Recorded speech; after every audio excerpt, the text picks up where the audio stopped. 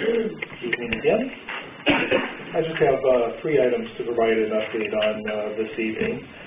The first is just a little bit of a progress, I guess, parallel to the Valentine project and what Ted was speaking to you about a few moments ago. The Stewart Road project, you'll see a little bit of progress, very visible here if the weather holds this week. Paving on the north side of the project is slated to occur on Tuesday and Wednesday night. So there's a lot of preparation going on with the gravel and the grading right now to get ready for that. So we're hoping for good weather Tuesday and Wednesday. Once that occurs, the southbound leg traffic will shift over to the northbound lane, and then you'll start seeing some progress for the rest of the work on the southbound side of the project. So that's really a good development. Wanted to share that tonight. The mayor already mentioned that the park is open and is being opened by King County crews. We will follow on, of course, and get the portable restrooms in there, and that will be slated to occur later this week, so that's a follow-on activity. If you haven't been over near the park up on the end of 3rd, King County is also demoing a couple extra units in there, so there's some progress you'll see a little closer to the river and right adjacent to the park. So that's some extra work that's going on there. And then just to wrap up, I just wanted to share with you some kudos that I received for the crew's work on the park and the pocket parks. That I had a citizen call in and said that they really appreciated the extra attention that we've been spending getting the parks spruced up and ready for the season. So I just wanted to share a little spot of good news with you tonight, and that's the Public Works Report. Questions from council? No? Right, thank you. Okay, community development.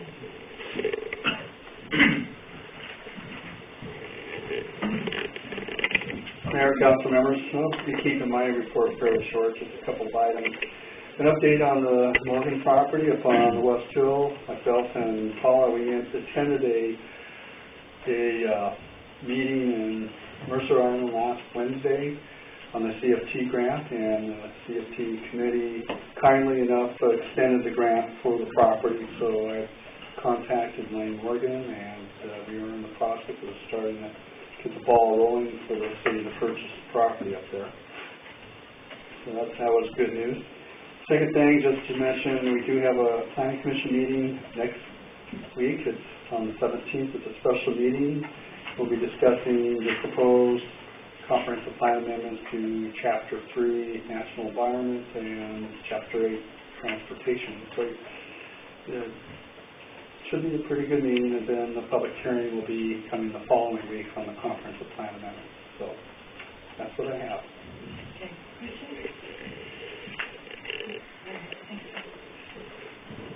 Okay, public safety.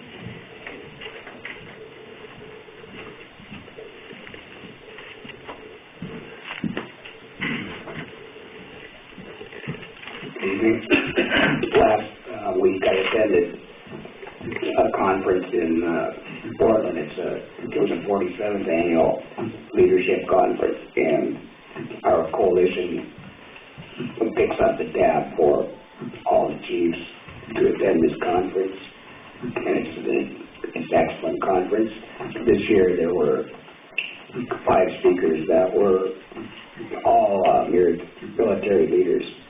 4 of them had extensive combat experience, so at least to me, it's very interesting to listen to their leadership style because they're all very successful in the military.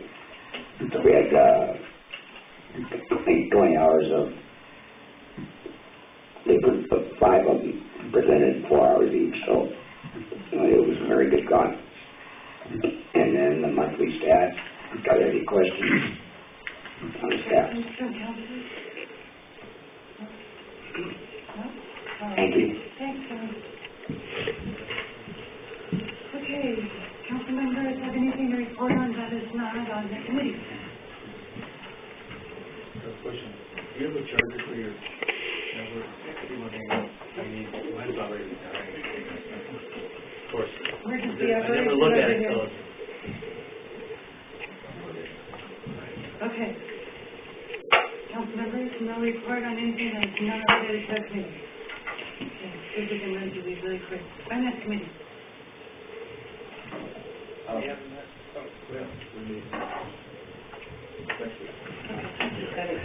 The 17th? Okay, excellent. 6:30? Yep. Okay. Governance Committee, sorry, not quick. So we had a meeting last week, and we had several things on our agenda. First one was residency requirements for boards and commissions, and I spent hours going through comparable cities that have our population to compare what their residency requirements were, and frankly, there was nothing that even mentioned residency. Residence is pretty much a standing definition of you live in the city. What we did discuss, though, was after discussing this, we agreed that the park board commissioners and the planning commissioners, we'd like to change the code language to reflect 3 residents mandatory and 2 non-residents. For the planning commissioner, they must work for a business or be a principal owner in the business, with 1 youth planning commissioner that's a resident of Pacific. And for the park board commissioners, 3 residents mandatory, 2 non-residents allowed. And we'd like that the language to read that they have, that they be a property owner, that's what it is. Residential property owner. This, and 1 youth commissioner for this board as well that is a resident of Pacific. This doesn't mean that it has to be 3 residents and 2 non-residents. It can be 5 residents. But after hearing our city attorney Carol Morris speak about how sometimes smaller cities have a difficult time finding volunteers for these boards and commissions, this makes it more open for our mayor to find the right person if there's somebody that would like to be on that board. So we'll be writing this up this week and presenting it at the workshop next week for discussion. We also talked about the personnel policies, and what I was going to read just closed out. Oh gosh, incorrect password. Sorry.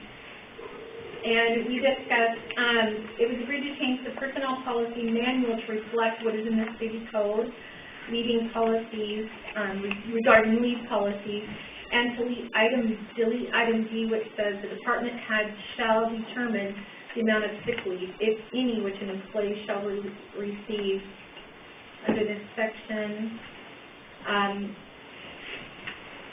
The amount of sick leave which an employee may receive as a donation shall be based on the expected duration of the absence of work.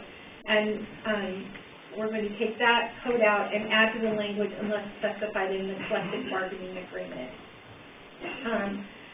The council policies, which was on our agenda to be addressed, we kind of ran over with time, so that's going to be, it was moved to the next meeting.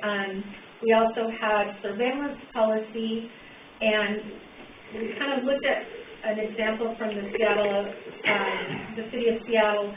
We decided that we will address this as soon as the cameras are in the budget process.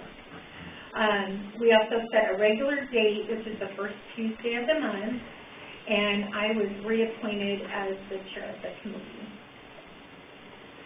I don't think there's anything more. Oh, yes.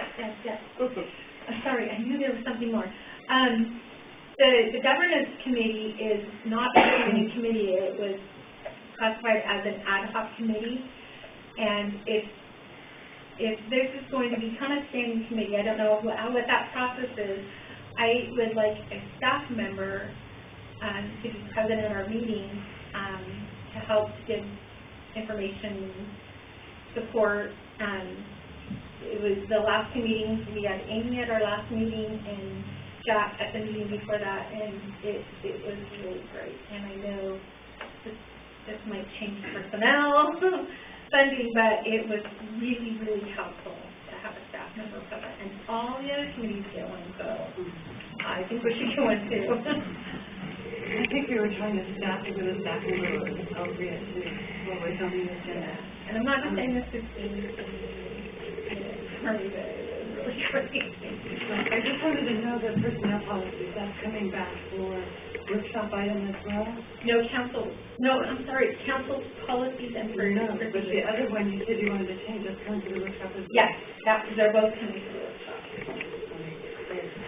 Yeah, I'm sorry. Any questions from council?